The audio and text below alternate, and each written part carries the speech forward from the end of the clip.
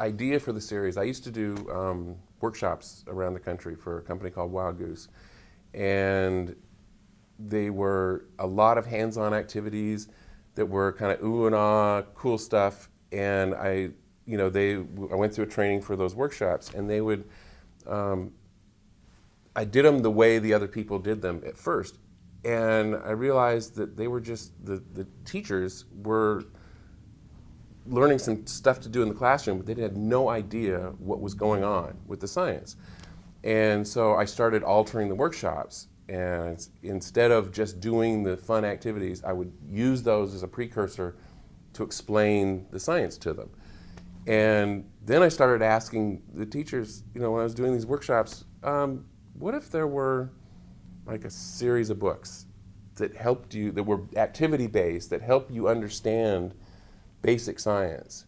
Would you buy those? And like everybody's hand would go up, and they'd say, "Yes, God, we really need that." And so I realized there was a market for it.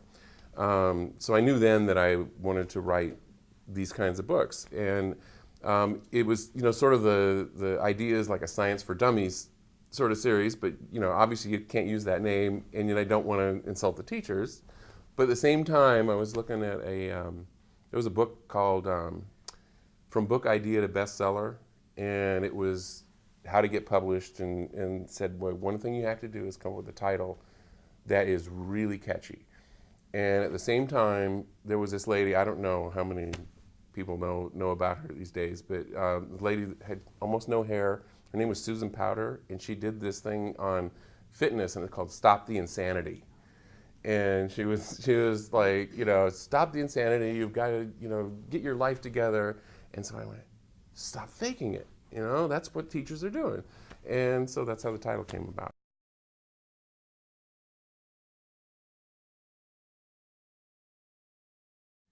Well, I knew I needed artwork, and I was writing the first book. And this also goes back to a previous professional. We were encounter. we were going to form a company with some people, and they had contacted Brian, and he did some preliminary artwork for this company. And I'd seen it, and it was just fantastic. I said, man, this guy's really good.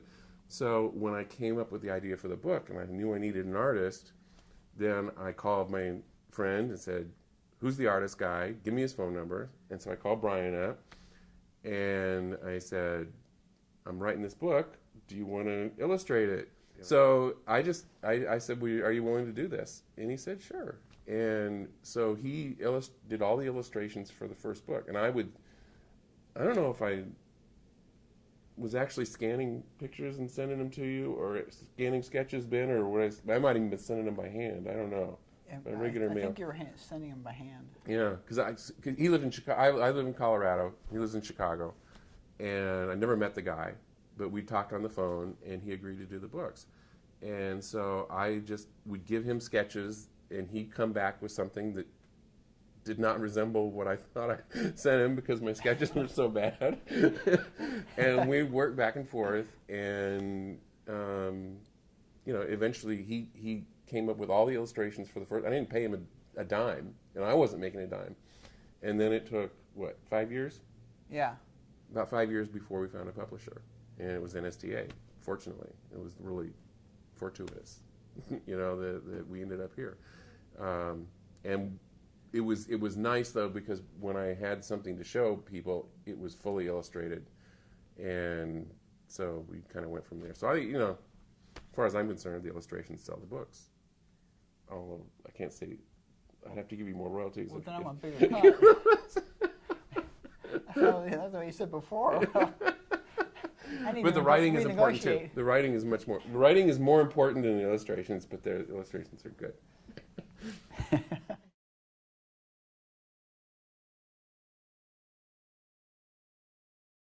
Well, math was relatively easy because math permeates all of physics, and so I had a lot of ideas about how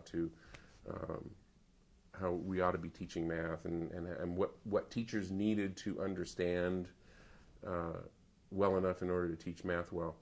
But I've also done a little bit of earth science and air, water, and weather book. For that, I had to do a lot of research. I had to learn the stuff myself. There was a great there's a USA Today book on weather. It became my Bible, and I went through and learned everything I could find out about weather and weather patterns. And with the chemistry, it was, I'd taken chemistry courses, but what really helped me was at the same time I was working on those books, I was helping my daughter with her college courses in chemistry. So I was studying at the same time she was, but it was a matter of relearning a lot of stuff. And it was in some ways helpful because when kind of my inspiration for helping people understand physics was that I got to graduate school and started teaching as a teaching assistant, and I realized I didn't really understand it well myself. And I knew there was a better way to explain things to people, and that it hadn't been done very well for me, and I wanted to change and help teachers do that better. And so that kind of revelation, I looked at physics in an entirely new way. So in many ways, when I started teaching physics, I was relearning the physics. I was learning it for the first time in many ways. And so it wasn't all that difficult, like say going into chemistry and just taking a fresh approach. Now the thing is that it's chemistry from a different perspective than a typical chemistry textbook. I was working with a person, Michael Kralik. Now this helps too. There's two people who really helped me in chemistry. Dr. Michael Kralik was a consultant with me. He's a guy who actually introduced me to Brian. Ann Cutler helped me with the second chemistry book quite a bit in her review process. And she helped me learn chemistry. Michael helped me learn the chemistry. But it was a different perspective. It was like a physicist perspective on learning chemistry. So, some chemists don't like the way the chemistry books are organized. It's not traditional. There's not any memorization. I try and really stay away from memorizing things. I really want to help people build an understanding of concepts. So when I go into a fresh new area, I have to do a lot of research. Eventually, the next Stop Faking It book will be in earth science one of these days, and I've done a fair amount of research in that area, and I've gotten everything from basic freshman geology books to graduate physical geology books, and I'm just going through them and saying, how am I going to do this so that people will really understand it, rather than this textbook in front of me that isn't going to help them because it's too dense, it's too abstract. How am I going to make it understandable for them? Parallel to this, we do a column in Science and Children every month, and we try and cover all areas. There's biology questions, there's chemistry questions, there's earth science questions, and we'll come up with a question that we're going to answer that month, and quite often I have no clue. I just think, oh, that's cool. I wish I knew something about that, and so I go research it and find out about it, and then I come back and can write about it. But unless I learn it myself, I can't do it.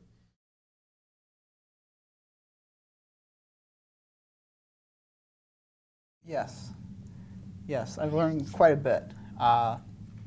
Everything that the science teachers in high school were trying to get through to me just now clicks 20 or so years later. Oh, that's what they were talking about. So yes, I do learn quite a bit. So as he learns it, I learn it. So it's interesting. It's fun. I'm able to grasp the basic concepts or refresh my memory, looking back at them, so I can talk to friends and stuff. Say, we happen to have a book on that. Do you know why you do that? And they'll say, well, no, not really. It's in my kid's chemistry book or whatever. I say, well, it's because this reaction takes place, or because of this law, or whatever it may be. Oh, really? Well, yes. It just so happens I work on science books, and for $20 or whatever it was, you can have the answers to all this.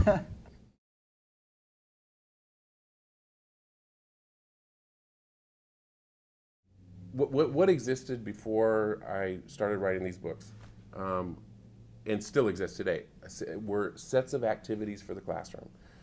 And these sets of activities for the classroom have little soundbite explanations of the science. And if a teacher wanted to really understand the science behind what they were doing, they would have to go to a high school textbook or a college textbook or take a college course, and that's really difficult for most of it. It's really intimidating to do that. And so the purpose of the books is to help the teachers understand their science at a deep level, not understand everything. They don't cover everything.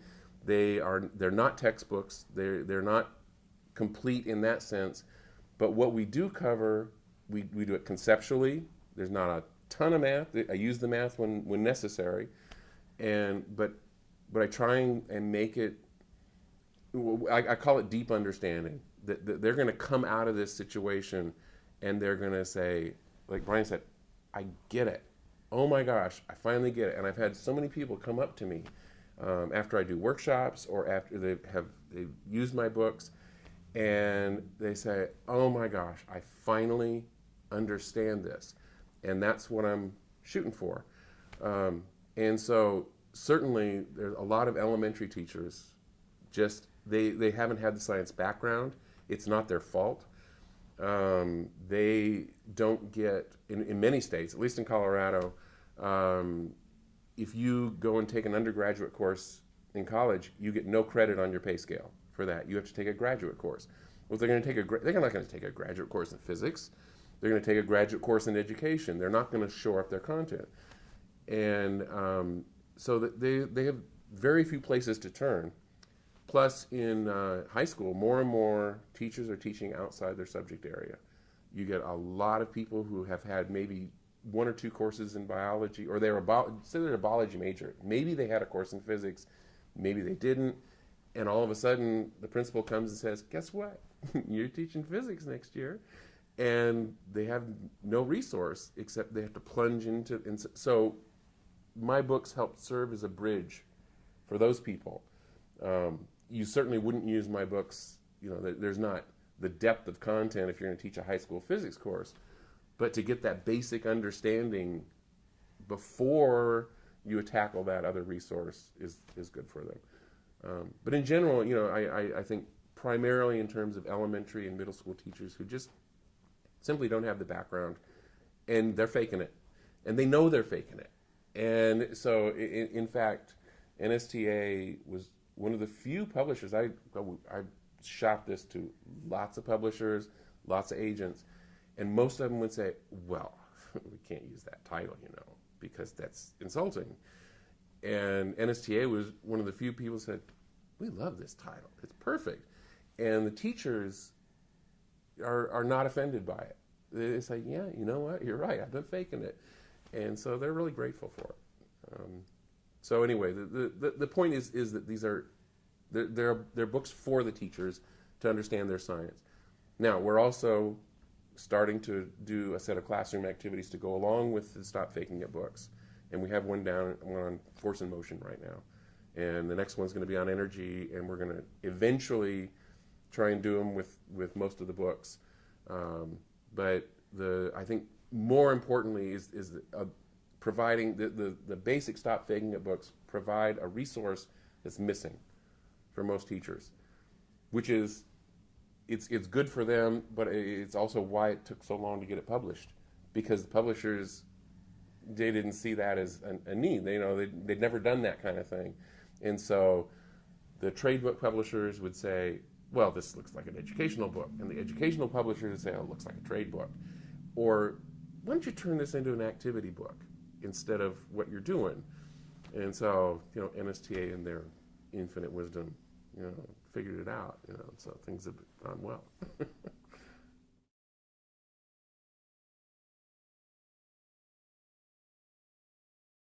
It's interesting because I didn't meet you for what? We worked together about 4 years. Yeah. Before I ever met you. No, longer than that. It was 7 years. Yeah, it was 7 years. It was 2 years Kansas after the City. first book was published. We had like 3 books published before I ever met you. Yeah. Right. And we seldom even talk on the phone. It was all just done via the internet. I send Brian a chapter, and I send him sketches, bad really bad sketches. And I say, this is what this needs to look like, and especially for the technical illustrations. I thought your kids were doing the sketches first. And so I would scan them, send them to him. He'd send something back to me, and I'd say, no, that's not right. It's got to do this, this, and this. And eventually it would get bad enough. Usually with each chapter, we'd have to have a phone call. And he'd say, what are you trying to do here? But we worked together for, what do you say, 7 years before we ever met, and which is just amazing, you know. And then when the first time we did meet in Kansas City, then we went out to lunch and we laughed all lunch. Yeah, pretty much, yeah. Yeah, and I'd like to say something about what Brian brings to the books too. Pictures.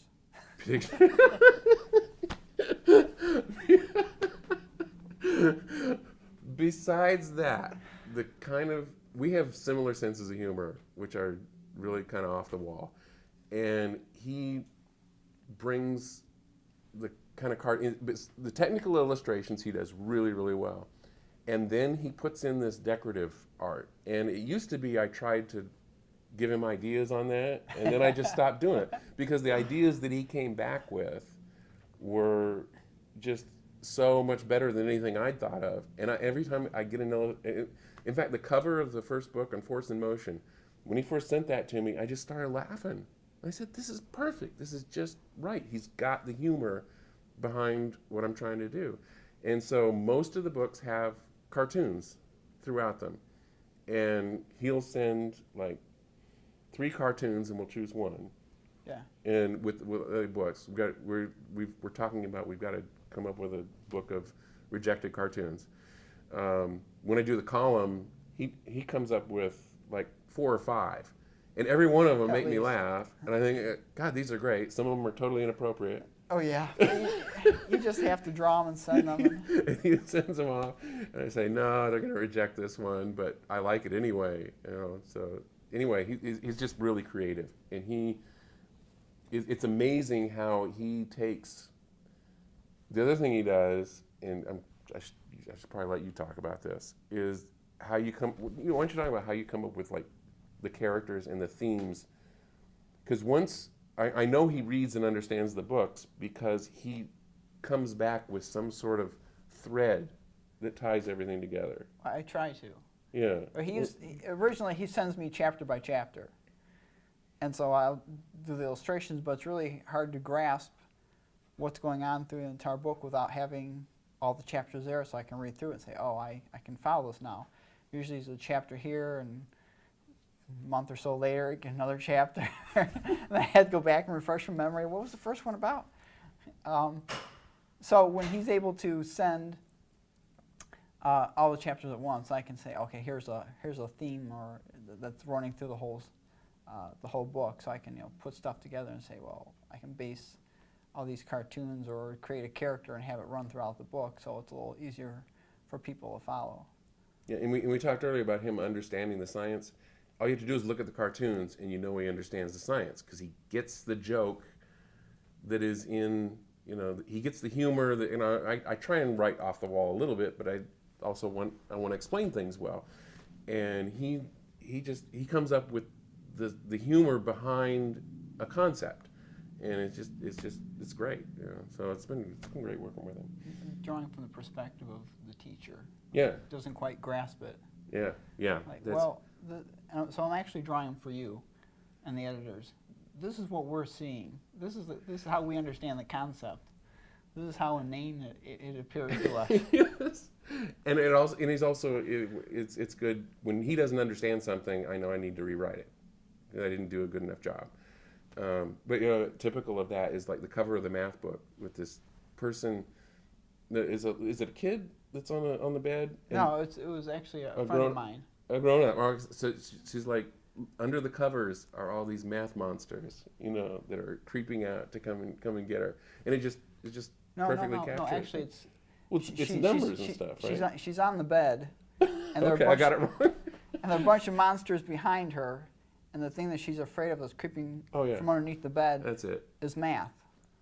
And my friend actually went through that. She went back to school to get a degree and was failing math. And I sent her the original copy of the book, and she passed the class, and she understood what was going on. You, So. you never told me that. Yeah, I thought I did. Cool. Oh, well, yeah. So it works. Yeah, all right. Well,